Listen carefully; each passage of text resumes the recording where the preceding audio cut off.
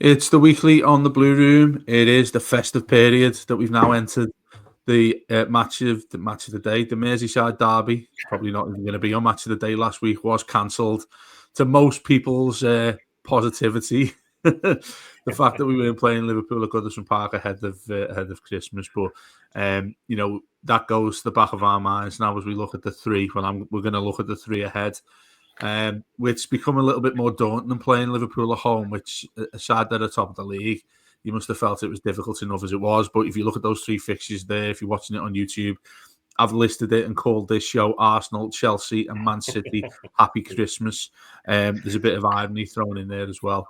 Got Paul back when he's been on his travels, and he just told us some amazing football he's been to see. Very lucky football, very lucky chance he's got to see whilst he's been away from Merseyside, and Peter's normal as well.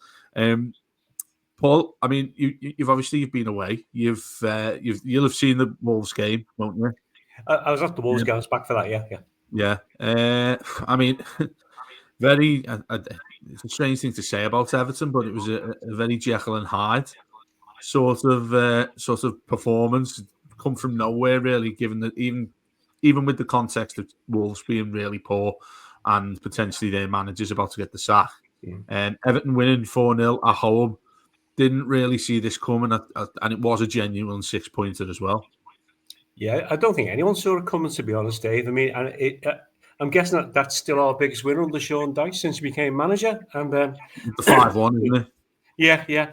I think as well, since we've before the game, I think, as you say, it was a 6-pointer, and we've been in these situations before where we played these struggling teams, and in Everton we end up giving them a bounce. They end up getting a win here, then getting a draw here, and piling more pressure on us. So it was actually really good to see we took full advantage of the situation, and it was probably some of the best football the team have played this season. I thought, the passing was vastly improved, the movement was vastly improved.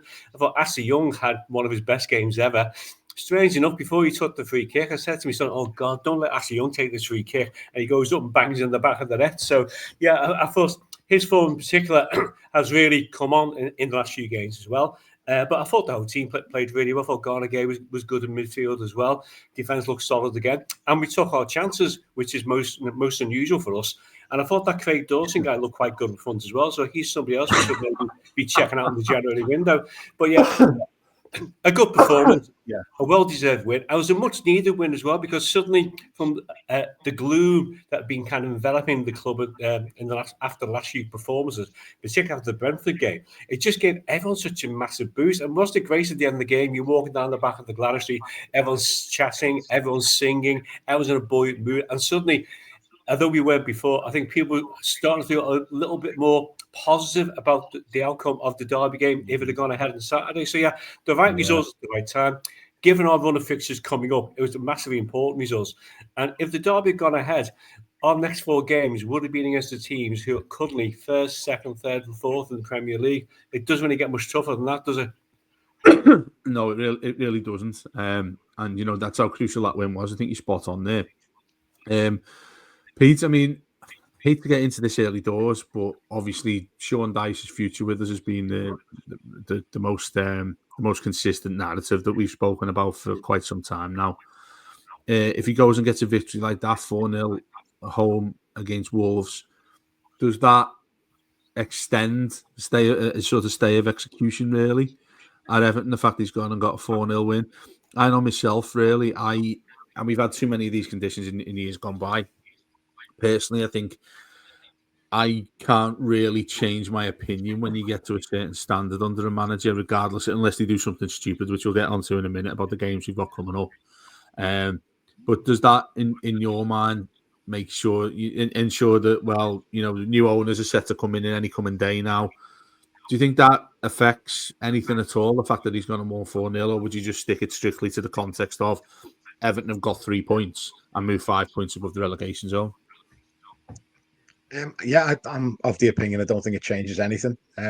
Obviously, you've got to say fair play to Dyche for getting that win, and it was a great team performance. But I think, given the performances, given the standard of the football, given a number of the comments as well that we've heard from Sean Dyche, I think the writing's on the wall, regardless of what happens. I think the new owners will come in and make a change.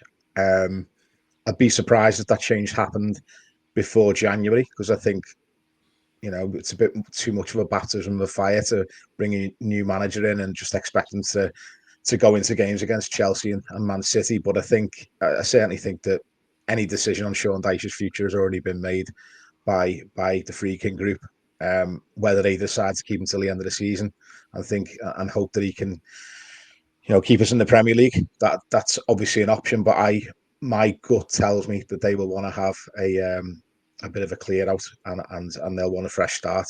And I think that Sean Dyche, unfortunately, will be.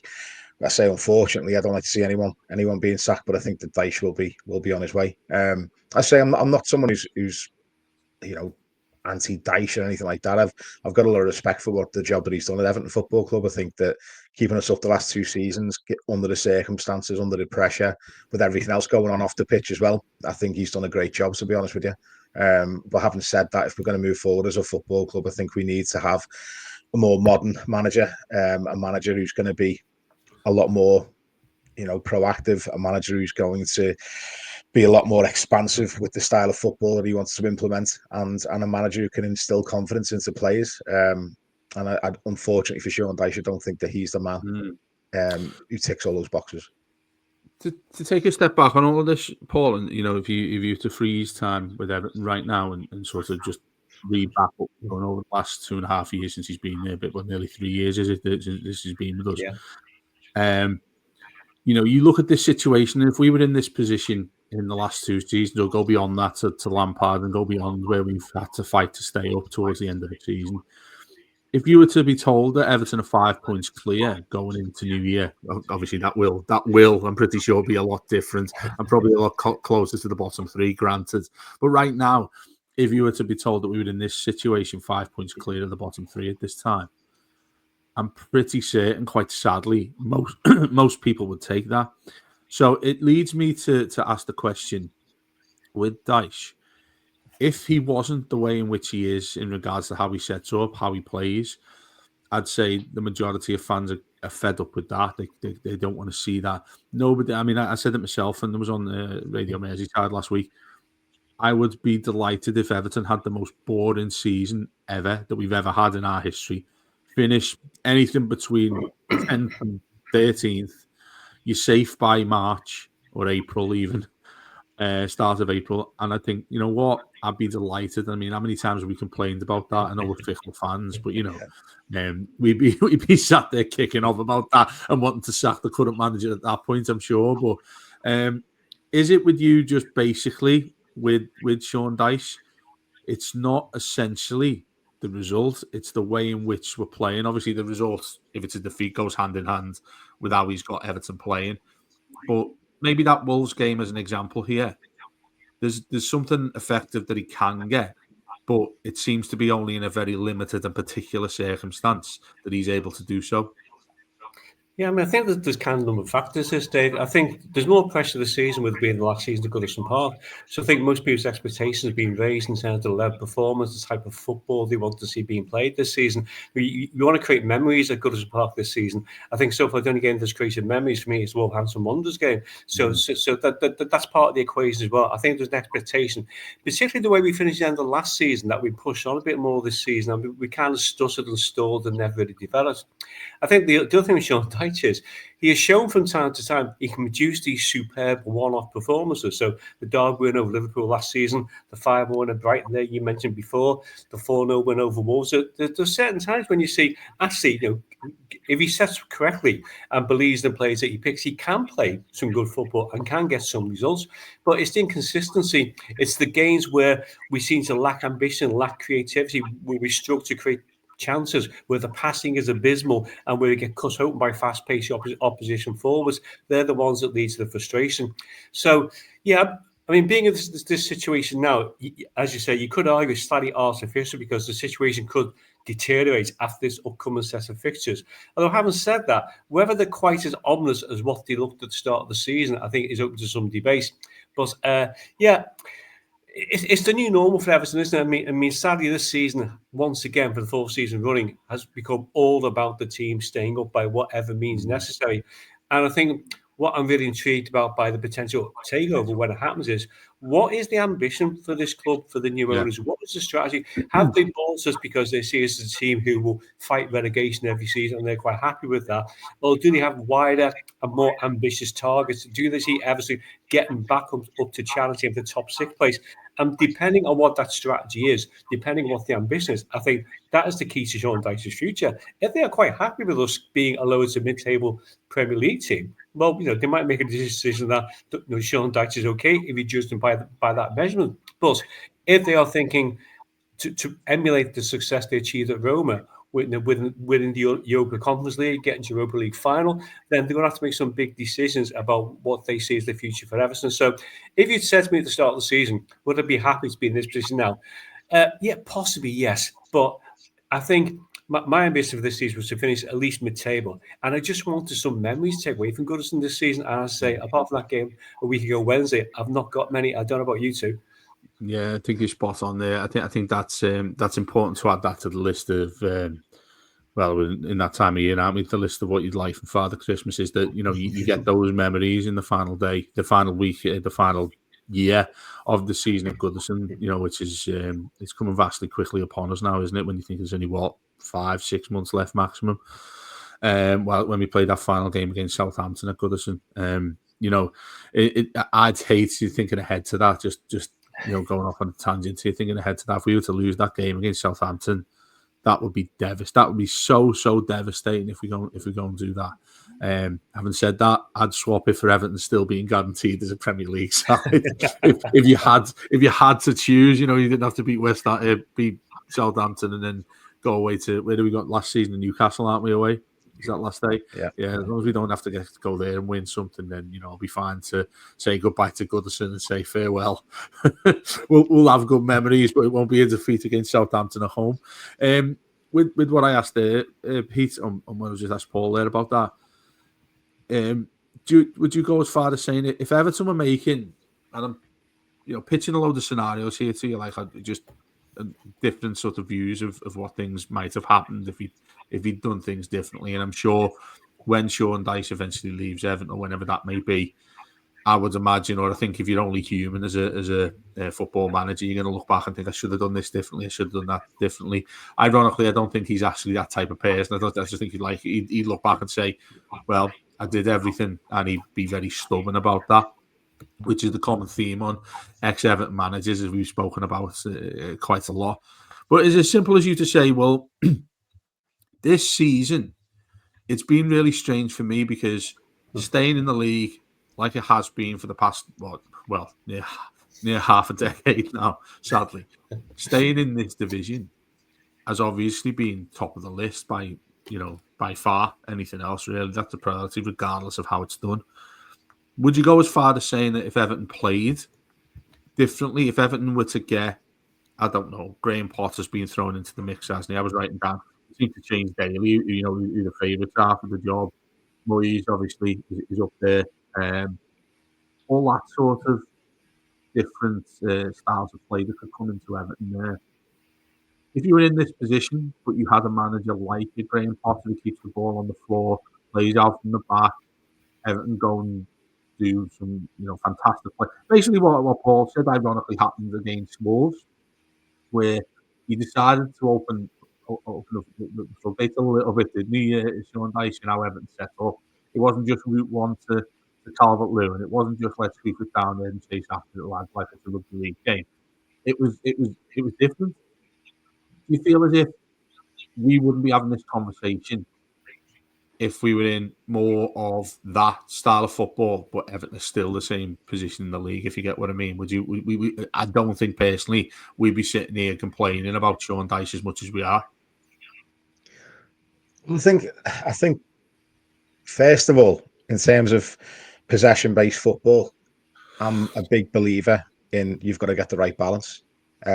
Because I think if you go from one extreme to another, for example, if we go from Dyche's sort of style of football to Graham Potter, for example, I think we saw under Roberto Martinez that eventually the crowd just didn't like it. It was boring the life out of us. It was sapping the energy out of the crowd. But you'd take it now. You'd take it now, wouldn't you?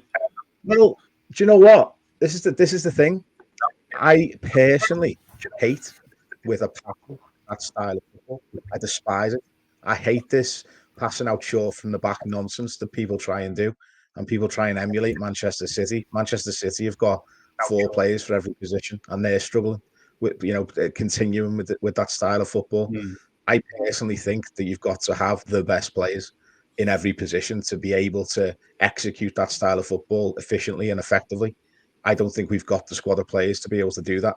And as I say, even when it works, it's still boring. Genuinely, I mean, you look at Manchester City. They win everything. They've absolutely won the lot. They win the league every year. They've won the Champions League. They've won the FA Cup however many times. They won the League Cup however many times. The Etihad's dead. The Etihad atmosphere is notoriously awful. And I'll be honest, a lot of that's down to the style of football. Like, don't get me wrong. I'm not saying I wouldn't swap it in a heartbeat to have all of their trophies and all of their success. But I'll be honest, as I say, that style of football absolutely bores me to tears, unless it's done effectively. So I think the decision for the next manager, I don't think it's as simple as just going from one extreme to another. I don't think that that's the way to do it. I think that's what we've tried to do during Farhad Bashiri's reign. And one of the issues that we've got is that we've got a squad full of players with all different who are signed by different managers with different, skill sets with a different system in mind. I think we've got to, we have to get the happy medium. We have to get the right balance in terms of what we're going to do with the ball, in terms of having meaningful possession and not just keeping possession for the sake of it, which I think some managers do in the modern game. But we still want to see that fight, and we still want to see, exciting football. And by exciting, I mean getting the ball out wide, getting the ball in the box early. I don't mean hoof the ball. I mean get the ball forward early. Look to make progressive passes. Have midfielders who are willing to carry the ball and not just play a 5-yard pass and bore the life out of everyone. But I think whatever happens, a decision's got to be made about not just Sean Dyche, but the director of football. A decision needs to be made about the style of football that we want to implement throughout the entire club, not just the first team. We need to make sure that all the youth setup, everything from under nines upwards, are playing the exact same style of football, and we need to stick with it. We need to. There's no point bringing one type of manager in to replace Dyche, and then finding ourselves in trouble and reverting back to that type of manager. No, you've got to stick with it, and you've got to, as I say, you've got to, as a club, make a decision as to, and have an identity, and that's how you attract players in. That's how you keep players. That's how you progress as a club, and that's how you develop your youth players. You have your youth players with the ability to just step up straight into the first team. And I hate to say it, it's the way Liverpool have done it for years. It's no coincidence that every single youth player who comes up through to the Liverpool's first team just slots straight in. I know they're playing with top class players, but the reason they can do that is because all their systems and academies play the same style. So as I say, in terms of who the next manager is, it is a huge decision for me, because we have to commit to not just the manager, but that style of play long term. And it's it's a difficult one. Put it this way: if you look at the way Everton women are trying to play at the moment, and it's something which really annoys me, I'll be honest. And yeah, we had this chat before, didn't we, about the way they're always out from the back, they're always getting the goalkeeper to put it out to one of the fullbacks and whatnot. Yeah, well, not even, I mean, I'll be honest with you.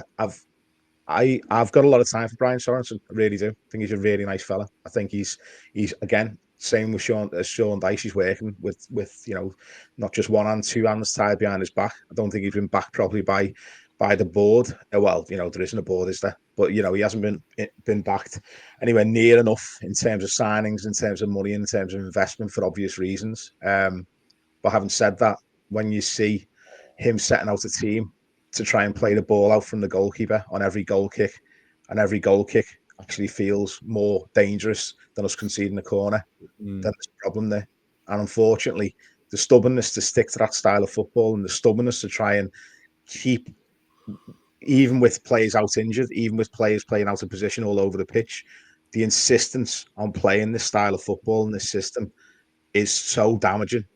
Not just in the short term because we're losing games, but the long term because we're losing players who are losing faith in the club, and also the players are losing confidence and losing their natural ability to go out and play football. And that's a prime example of a coach who, if you gave him all the money in the world, maybe could do something. If he went to Man City or Chelsea and he had the best players in the world and they had 4 players for every position and they were able to play that type of football, I'm sure he'd be great. But that's not the reality of Everton Football Club at the moment. Yeah. So we need managers who are willing and able to adapt, and that's unfortunately what is going to be Brian Sorensen's downfall, in my opinion.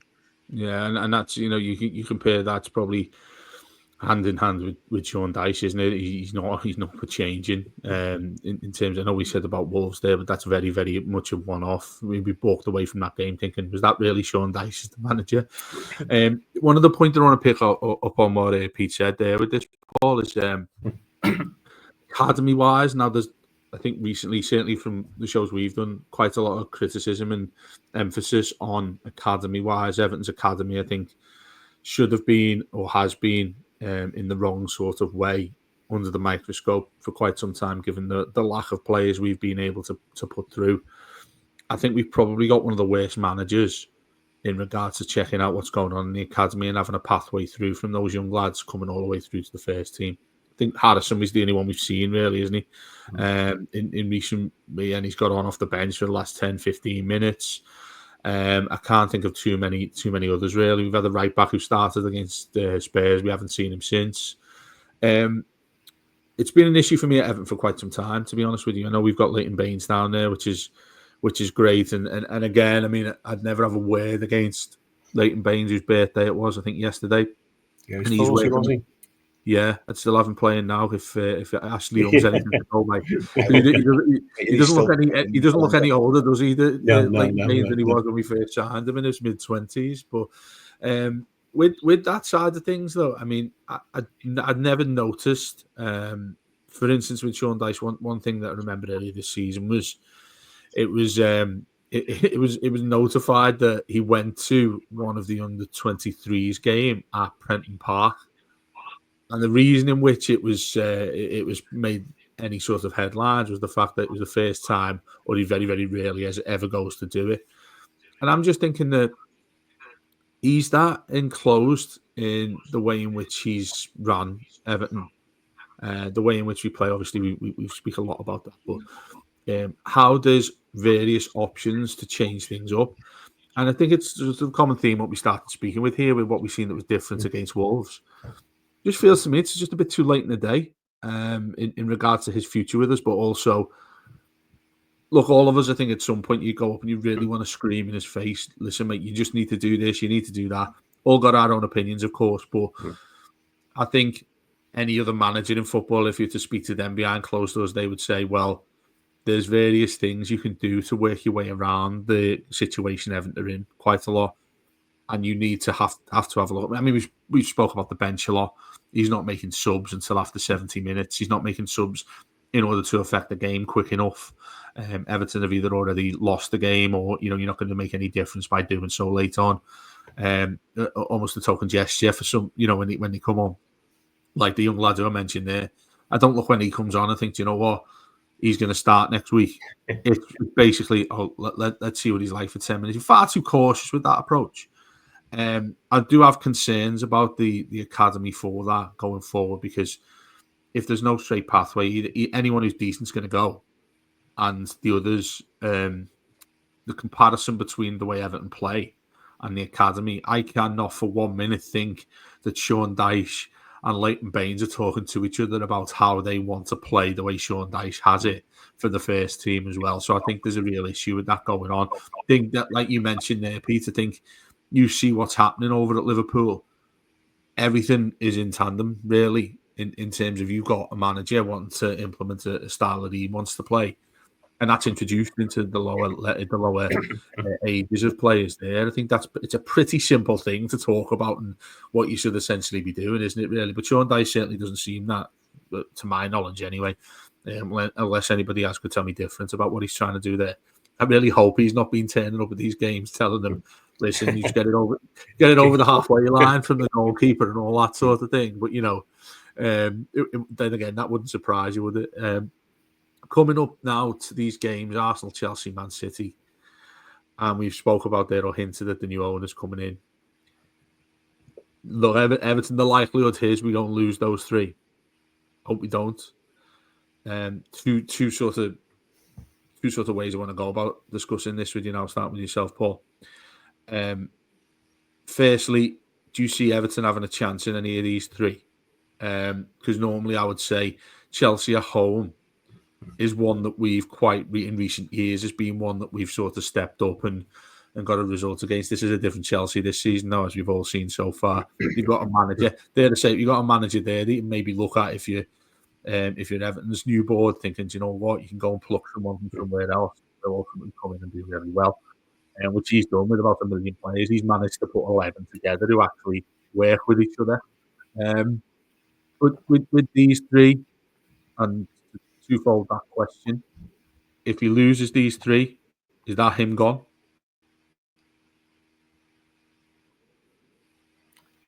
I don't think so, Dave. I'm not totally convinced that there's going to be a change in January anyway. I think Dyche will see it out to the end of the season before he's moved on. But going back to your point about those 3 games and our prospects there, I mean, we were unlucky not to get a point in Arsenal last season. It was just a howl from Ashley Young with a misplaced pass that set up their win in the 89th minute. Before that, we'd done really well. I think Calvert-Lewin hit the post as well. We'd actually played... Yeah. We were 1-0 up, yeah. It was 1-1 at half time. And we were actually the best team in the second half as well. Chelsea at home, as you say, we've got a good record against Chelsea, but yeah, I accept this is a more coordinated, more united Chelsea team that's come to us in the past few seasons. And the Man City game, okay, at the start of the season, this looked our toughest fixture. The way they are at the moment, it doesn't look quite so tough. Having said that, we gave a struggling Man United their biggest boost of the season. We got beat 4-0 at Tottenham when they were struggling for form. So if you're the team struggling for form, the one team you want to be playing against is Everton at home, because it's going to be a far easier fixture than maybe what you'd anticipated. So I think realistically, if we can get 4 points in these 3 games, that'll be a good outcome. I can definitely see us getting points somewhere along the way. And I know Chelsea are far better this season, but there is something about teams don't like playing a certain ground. I think Chelsea just don't like playing at Goodison Park. So I think we've definitely got a chance there. It's such a pity that the Brozier can't play against Chelsea, because he looked quite good when he came on as a sub against Wolves the other week. But I definitely think he should be under consideration to start against Arsenal, because if he's not going to play for 2 weeks, put him in that game, give him a full 90 minutes, see how he shapes up as well. And Man City, I mean, Christmas fixtures, you never quite know how it's going to pan out. Can I just go back to Peter's point before as well, Peter? Yeah. I think it was spot on about watching Man City sometimes just bores me to death. Quite often I won't bother watching them on the TV, because it's the same pattern of play all the way through the game. So I wouldn't like a manager to come into Goodison to replace Sean Dyche to introduce that type of play, because I don't think it fits the Goodison DNA. And I think one of the things that the new owners have to sort out when they arrive is, what is this club's DNA instead of the type of football we should be playing? Because I agree with you too.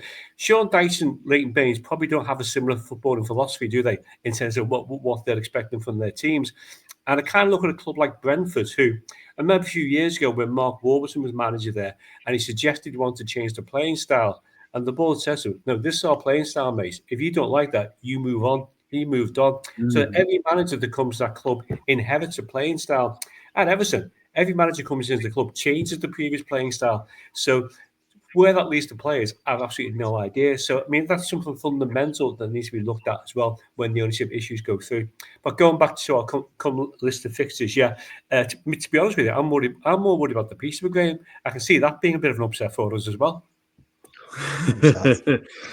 Well, of course, I mean, it'll be interesting what the predicament will be, say, if we weren't to get anything from those 3 coming up to that Forest game.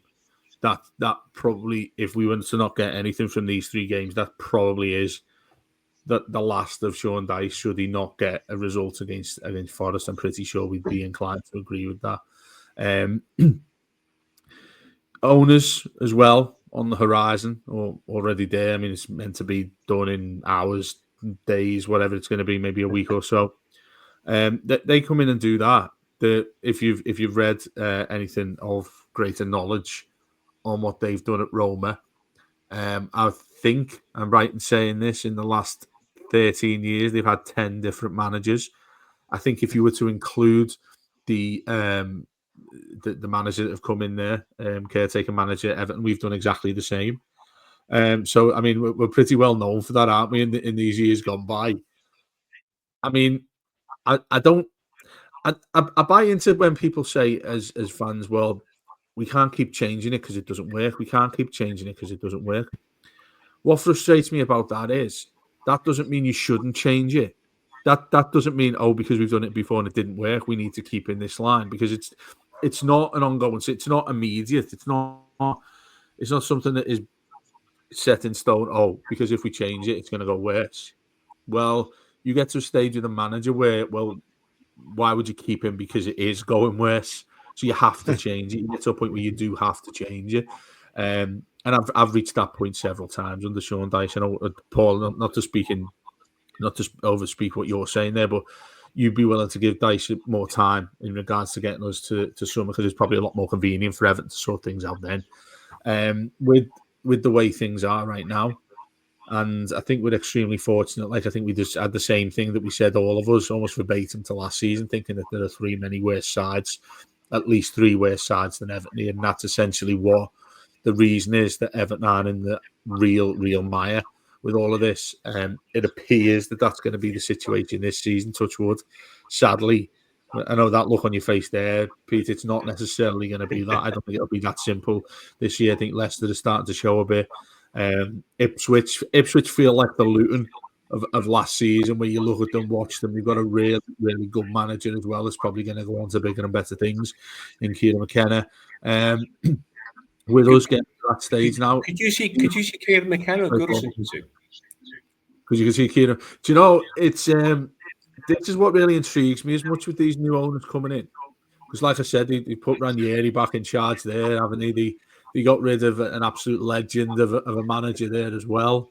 They got rid of Mourinho as well. I mean, if you think Everton's chaos, you think Everton's a bit nuts. You know, that was only the first course, wasn't it? The main course is yet to come, probably. The reputation that these have got coming towards us. But I mean, I think I'm inclined to say I think they're going to come in and ruffle as many feathers as they possibly can, because I don't think you come in and take over a club. Firstly, for main financial reasons, which are maybe famous last words, this, but you compare it to like 777 and others we've spoken about who potentially come in to own the club, haven't done it with football being the main priority, being the foundations of why they've come in. And wanted to sign Everton. They've come in to get a Premier League football club and make money at some point, by any means necessary, with some of the loans and whatnot, new stadium and whatnot. These guys, to me, from what I've read, from what people have said, what people who are close to that situation over in Italy, they're actually there for football. The issues fans have with them are football based, not financial based.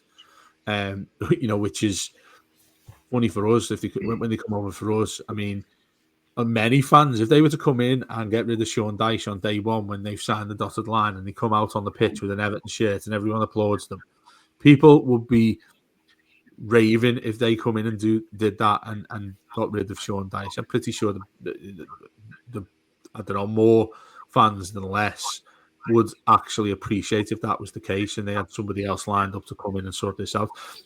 The point I made earlier this month, which I really hope I'm wrong in it, about bringing a new manager in, and this sort of it falls in line with what you said there, Paul, about perhaps the most sensible thing is to go to the end of the season here, then you make the change, then you say shake his hand, say goodbye to Sean, all that sort of thing. Go to Bramley-Moore, complete clean slate.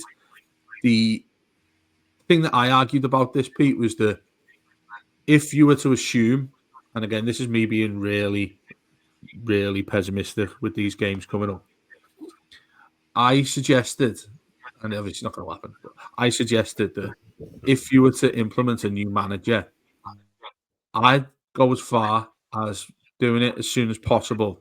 Probably a little bit too late now because we've got Arsenal in 48 hours. But at that time, a couple of weeks ago, when it looked like, Dyche has got to go and you've got fans protesting, the usual thing that tends to happen, sadly, with us. I was saying that, well, if you're going to make that change and you've got these owners in just waiting for things to be signed and the Premier League to approve of them and whatnot, make that change as soon as possible. And then when you get to January, I wouldn't throw these matches coming up by the wayside.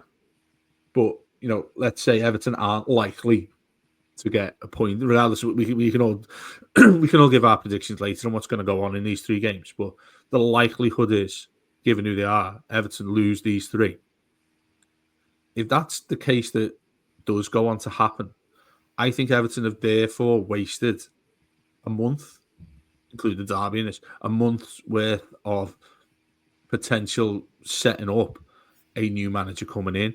So, and I'm going round in circles here, but if we were to go at the start of this month and got a new manager in, I think there's value in doing so, because when you get to January, when the more winnable or point-gettable fixtures come about in the new year, that manager will have had a month, 3 weeks to a month to prepare and get into what he wants and what we need.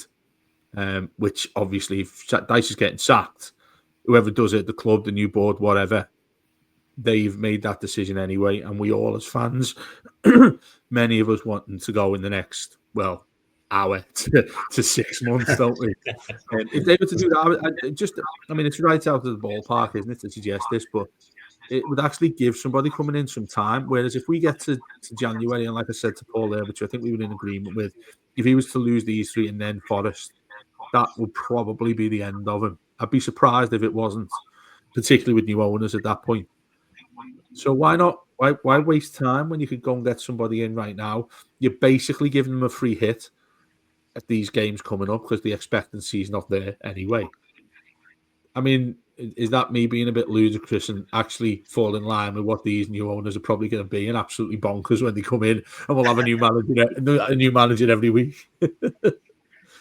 I mean, to be honest, money is the reason why he's still in the job at Everton. Plain and simple. Money. If you sacked him today, how much would it cost? Well, there's rumours going that. I mean, this is obviously not based on fact, but there are numerous rumours going around that he's got some kind of early break clause in his contract, which says that if we sack him before the end of his contract, he gets paid up an extra year. I'm assuming that's to make up for any reputational damage that he would incur by getting sacked by Everton. So there is that rumor. I don't know if that's fact, but it's something that seems to have been getting floated around a lot. I was just going to say, the thing that's actually a positive is you getting sacked by Everton. You put it at the top of your CV as a positive, wouldn't you? Everyone seems to fall upwards, don't they? Like everyone... Yeah, exactly. Yeah. It seems like getting sacked by Everton doesn't actually impact on anyone's reputation whatsoever. But yeah, I think. But as I say, I think money is the main issue. I think also there's probably some something to do with employment law as well. Because until you actually physically own a company, I don't think you're actually allowed legally to start making decisions or to influence board making a boardroom as much as you'd probably like to influence it on the sly. But I think it would be necessary for the Friedkin Group to directly fund his sacking, and therefore they will be directly making the decision to sack him. That's why I've always said he's not going anywhere until the earliest. I said this like 12 months ago. He's not going anywhere until the takeover happens, because quite simply, Farhad Moshiri isn't going to spend a single penny more on Everton Football Club, knowing that it's like someone agrees to buy your house and then you start, I don't know, you replace the roof. You're not going to, are you? Let them do it when they've, but as soon as they've signed on the dotted line and it's all complete. It's that's the reason why, in my opinion, nothing's happened.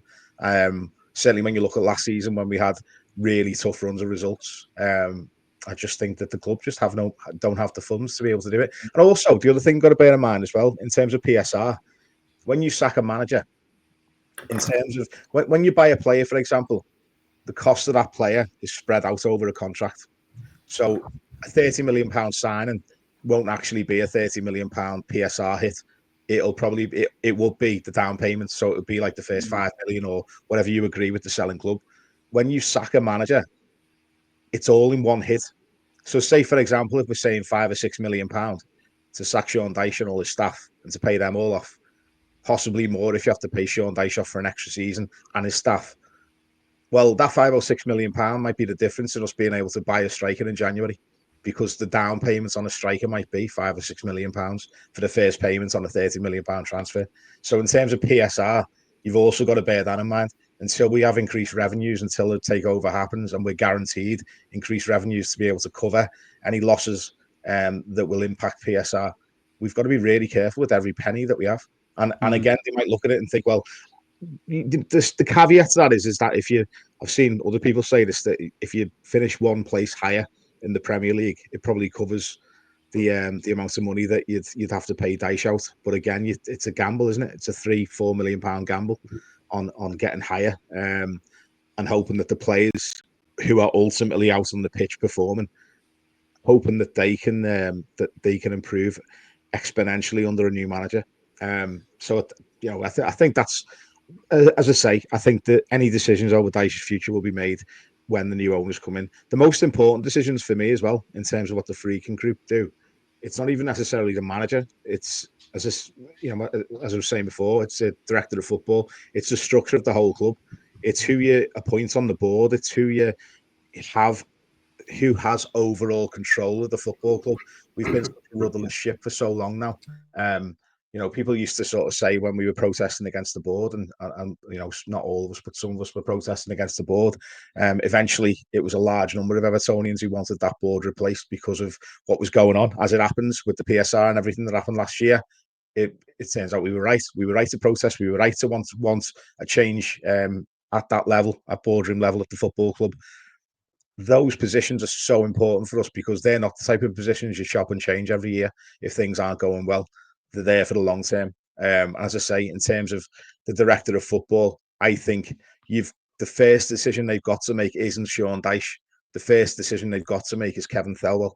And they need to look at Kevin Thelwell and they need to speak to him and decide whether to back him or replace him. And then you move forward on from there. Because if you're going to back him, listen to him. Let him not make the decision, but listen to his input in terms of what happens with Dyche, what happens with any replacements. Let the director of football almost choose the replacement and implement, give his sales pitch as to what he sees as the future of the football club. And as I say, you've got to either trust him or get rid of him and replace him. But anyone who comes in, for example, if Thelwell was told to move on, whoever comes in to replace him needs to have control and command over who the next manager of Everton Football Club is. There's no point having a director of football who's supposedly overseeing the football structure of the entire club. There's no point having someone like that if you're not going to give them full control over, something as important as who the manager will be and what style of football will be played. Well, look at what Pete says there, Paul, about that. I agree with the director of football side of things. I can't remember who we were talking to on the show. I think it was Roger Armstrong week before last, and he was talking about David Moyes and when we were going through the runners and riders of the new potential Everton manager. And he was saying, why don't you look at getting David Moyes in or somebody like that who's a previous connection with the club in as a director of football, which I thought, well, that comes way from left field there. But actually, you could see a lot of logic in that happening. And Pete talking about Thelwell there. I mean, he's got a shady record in terms of the players we've brought in there. I think the essential part of what Pete hinted at there as well is they have to be able to work as a partnership in many ways. And I hate to refer to them again, but it's what Liverpool have nailed over recent years. I know they actually have a committee in which they go about with signing players. I know they well, for whatever reason it is, their fans still kick off about their owners, FSG, over there. I'm not too sure why and how deep that digs with them. But by and large, the players that Liverpool signed, I can't remember the last failure that they've got in, apart from the big lad they've got up front now, who's an absolute cart horse, but he'll probably come and score 3 against us the next time we play the derby. But less said about that, the better. But in regards to ourselves, the Thelwell's contract runs out in the summer as well. I think that's an individual you're likely to change, or if you were to assess what he's done so far, difficult one to assess because you think of the financial conditions we've had before he's been able to do anything with the club. So, if you add that into the situation, they have to work. If you're going to rely upon a director of football model, which I think most clubs have turned to these days, they have to be able to have at least a decent professional relationship with the manager in regards to the players they get in. We're not too sure what that's like with Sean Dyche. I mean, I think if you look at a couple of players that's come in, O'Brien, for instance, I mean, it looks that'd be like Thelwell. Yeah, we're getting him. Sean Dyche hasn't given him a chance when we've seen Tarkowski play like me at centre back at times. You see Michael Keane's been the best at times, been best of the centre backs we've got, even before Branthwaite comes back. And Branthwaite hasn't been at his best, to put that mildly, in the recent games since he's been back. So that's another real issue there that needs to be sewed up tightly for new manager Sean Dyche, whoever it is. I don't know what we can go and do in January. Maybe a loan or two. I'm going to go and buy players. Most clubs notoriously don't. January is more of a hindrance than anything else, I think, for most clubs. Just on that director of football side, though, and Thelwell, I keep saying the jury's out, but he's actually been there quite a while now. Difficult job, absolutely, but he's a director of football. That's meant to be, when you sign for Everton as their director of football, it's not going to be all roses, is it? And everybody says, oh, we'll go and sign that player there. If he's not good enough, it doesn't matter. We'll go and get somebody else instead. It's not Chelsea, it's not Man City. It's Everton who are in the mire financially. So with that, I mean, I know we haven't spoken about it yet, and we've gone about 40-odd minutes without even mentioning Kevin Thelwell, but in many ways, he's equally as important as getting this right managerially. He's equally as important if we can do anything possible in January. Yeah, I mean, you were both absolutely right that the director of football and the manager have to be in perfect harmony together. Don't they have to share the same vision? It has to be quite aligned. And I agree with what you and Pete said, that the jury's kind of maybe still out on Thelwell because of the limitation under which he's had to work as well. Yeah, and in terms of Everton, I mean, the director of football, to me, there's a two-pronged role here. One, it's to bring players in, but isn't it also to see which players can go out as well? So you kind of look at some of our younger players who've been allowed to steal. I think like Lewis Dobbin, the guy who played for Northern Ireland a couple of weeks ago, scored 2 goals. Isaac Price went out to Belgium. He was one of our younger prospects as well. And then like to Tom Cadden, who scored 5 goals in one game for Stoke a few weeks ago. So we have let some quite promising young players go. You look at the Champions League this week, Ross Barkley scores the winning goal for Aston Villa. Ademola Lookman scores a goal for Atlanta. And you think, wow, these were Everton players, Even the week before last, the much maligned Tom Davis makes his footballing comeback and scores the winning goal for Sheffield United.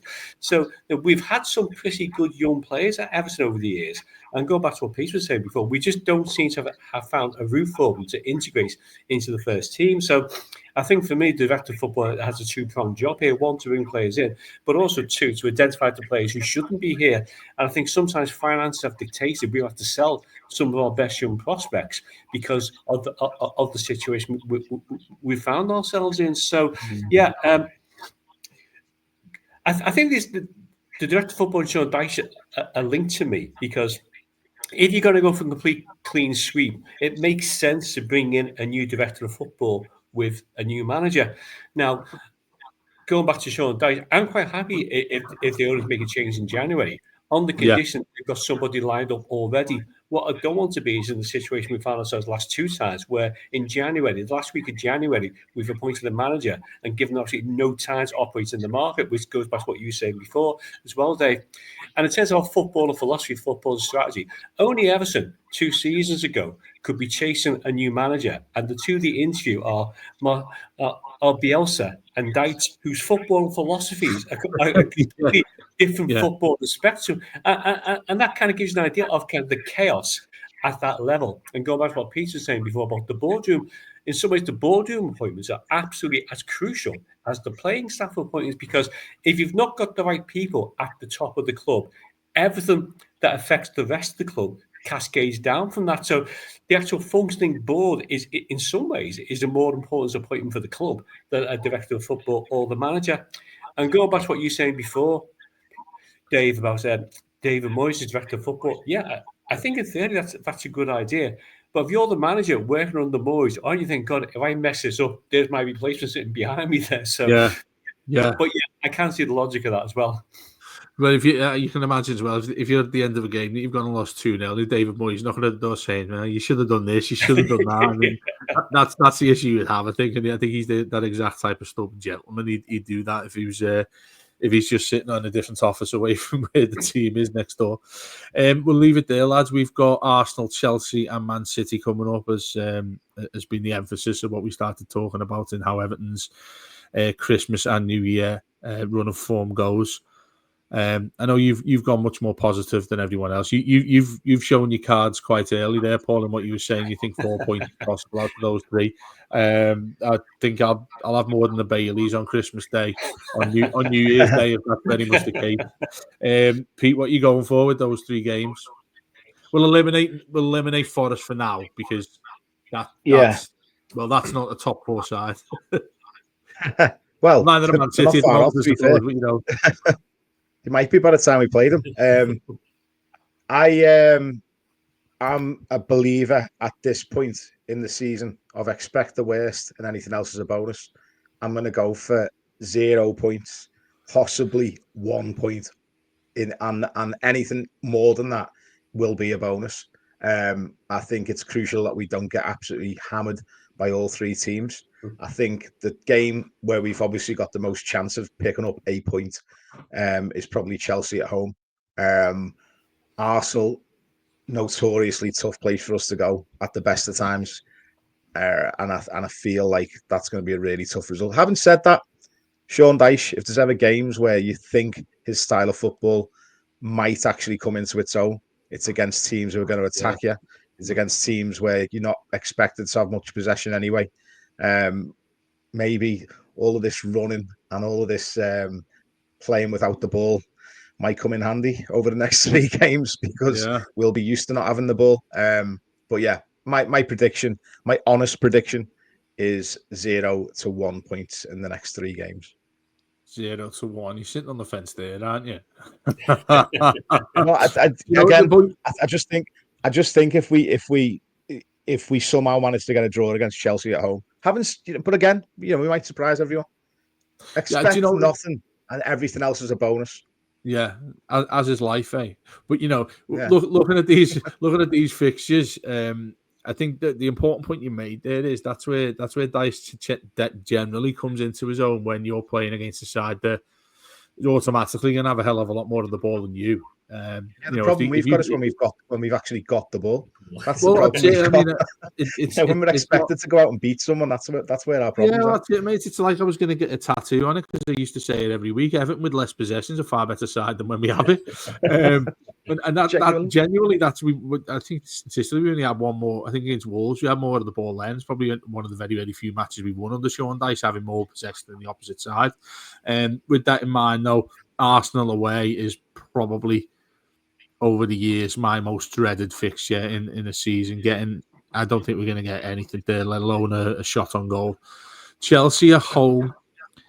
In years gone by, even when they've been the former Chelsea of, winning league titles, they've struggled when they've come to Goodison.